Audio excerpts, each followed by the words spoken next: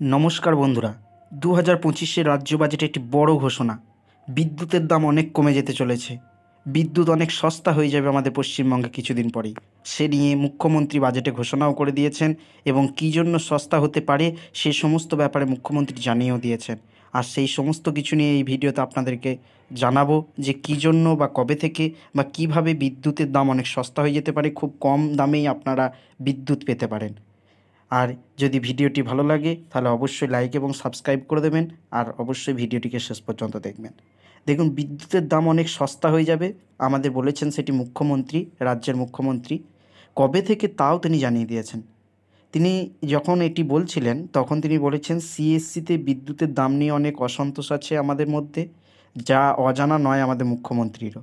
এদিন রাজ্য বাজেট পেশের পর যখন সাংবাদিক বৈঠক হয় তখন বিদ্যুতের দাম প্রসঙ্গে মুখ্যমন্ত্রী বলেন, দেউচা-পাচামি, আমাদের যে দেউচা-পাচামি, যেটা এশিয়ার বৃহত্তম এবং বিশ্বের দ্বিতীয় বৃহত্তম কয়লা খনি হতে চলেছে, সেটা নিয়ে বলতে গিয়ে তিনি বলেছিলেন, যখন দেউচা-পাচামি কয়লা খনি চালু হয়ে যাবে, কয়লা উত্তোলন, তখন বিদ্যুতের দাম খুব কমে যাবে। কারণ আমাদের দেউচা-পাচামিতে এত বেশি পরিমাণ কয়লা আছে, যেটা 100 বছর আমাদের বিদ্যুতের জন্য কোনো চিন্তা করতে হবে না পরবর্তী প্রজন্মকে, যেটা খুব খুশির খবর আমাদের জন্য।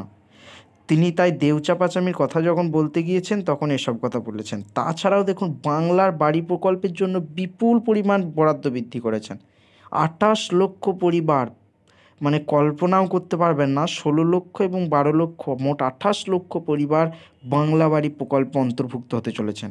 এখন যারা 12 লক্ষ পরিবার যারা পেয়ে গিয়েছেন 60,000 করে, আর কিছুদিন পরেই জুনের মধ্যেই আপনারা আবার 60,000 টাকা পেয়ে যাবেন। আর যারা পাননি, এই যে 16 লক্ষ, তারা ডিসেম্বরে প্রথম কিস্তি পেয়ে যাবেন।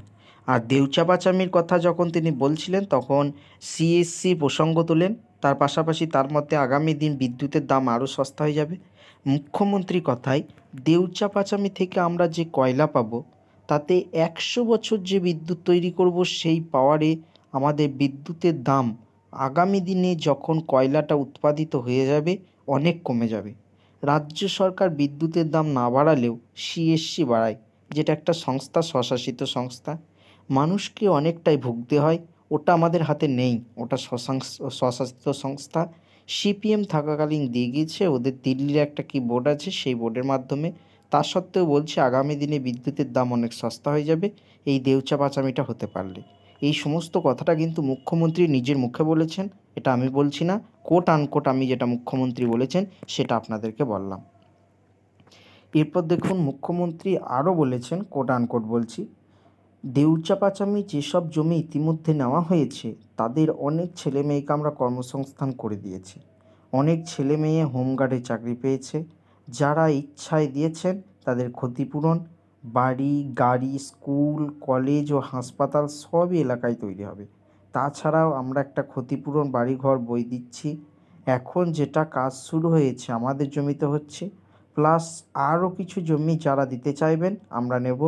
যারা বাকি আছেন, এখনকার লোকেরা যেমন কর্মসংস্থান পেয়েছেন, যেমন টাকা বাড়ি পেয়েছেন, নতুনও যারা দেবেন তারাও কিন্তু সেটা পাবেন।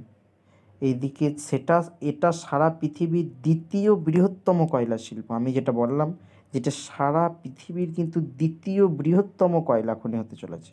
আমরা আগামী প্রজন্মের জন্য 100 বছর যাতে তাদের লোডশেডিং ফেস করতে না হয় এবং বিদ্যুতের দাম যাতে বেড়ে না যায়, সস্তায় বিদ্যুৎ পান, তাই এই প্রকল্প তৈরি করছি। সেখানে অনুসারী শিল্প মিলিয়ে প্রায় 1 লক্ষ ছেলে মেয়ে ওখানে কাজ হবে শুধু দেউচা-পাচামিতে। এটা যেটা বলেছেন, এটা পশ্চিমবঙ্গের মাননীয় মুখ্যমন্ত্রী রাজ্য বাজেটের পর যে সাংবাদিক বৈঠক করেছিলেন সেই বৈঠকে এই কথাগুলো বলেছেন, কোট আনকোট আমি